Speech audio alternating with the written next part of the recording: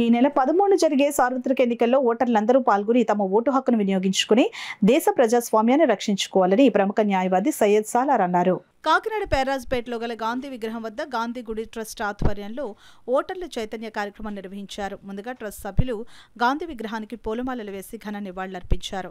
ఈ సందర్భంగా న్యాయవాది సాలార్ మాట్లాడుతూ ఓటర్లందరూ తమ భవిష్యత్తు నిర్ణయం కోసం ఈ ఎన్నికల్లో ఓటును నోటుకు అమ్ముకోకుండా నిస్వార్థంగా ఓటింగ్లో పాల్గొనాలని ఆయన కోరారు. ఈ కార్యక్రమంలో ఏపీఆర్పీఏ జిల్లా సహాయ కార్యదర్శి టిఎస్ఎన్ రెడ్డి, బి సత్యనారాయణ, గుత్తి రామకృష్ణ, యూటీఎఫ్ నాయకులు ఆవాల హరి, జన విజ్ఞాన వేదిక పట్టణ కార్యదర్శి కామాడి ఈశ్వర్ తదితరులు పాల్గొన్నారు. ఒక అవినీతి పరుడు డబ్బు ఖర్చు పెట్టిన తర్వాత తిరిగి ఆ డబ్బు సంపాదించుకోవడానికి మన వనరులన్నింటినీ అమ్మివేయటం మనం దగ్గరగా చూసాం. అదే విధంగా ఎటువంటి బాధ్యత లేకుండా, ఎటువంటి ప్రజా అభ్యుదయాలకి అవకాశం లేకుండా వాళ్ళు నిర్ణయాలు తీసుకోవడం అనేది కూడా జరుగుతుంది.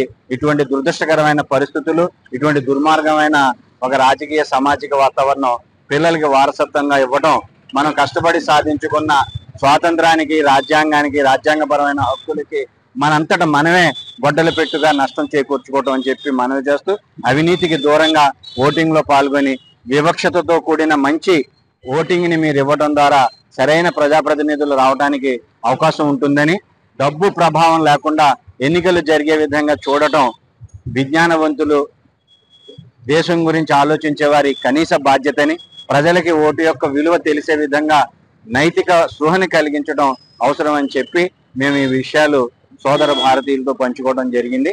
ఆ విధంగా వ్యవహరిస్తే కనీసం రాబోయే కాలంలోనైనా బాధ్యత గల ప్రజాప్రతినిధులు, అవినీతికి దూరంగా ఉన్న ప్రజాప్రతినిధులు రావడానికి అవకాశం ఉంటుంది, మంచి జీవితం రావడానికి అవకాశం. ఇది 4 రోజుల నుంచి అనేక గ్రామాల్లో తిరుగుతూ అవేర్నెస్ చేసుకుంటూ వస్తుంది. దీని ముఖ్య ఉద్దేశం ఏంటంటే, ఈ రోజుని ఎన్నుకొని వచ్చిన తర్వాత నోటుకి ఓటు, అట్లాగే ఇచ్చి మద్యం, ఇట్లాంటివన్నీ కూడా ప్రజలకి ఇచ్చి మబ్బు చేసి వారి యొక్క పాలన సాగిస్తున్నారు. దీనివల్ల తర్వాత ప్రజలు అనేక ఇబ్బందులతో ఎలా గురవుతున్నారో ఈ మధ్యన మనం చూస్తున్నాం. ఇటీవల కాలంలో పార్లమెంట్ లో అనేక మంది, మొత్తం ప్రజాప్రతినిధులు సగం మంది అంతా కూడా అవినీతి పరులే అని ఒక లెక్క వచ్చింది. అయితే ఇలాంటి పరిస్థితుల్లో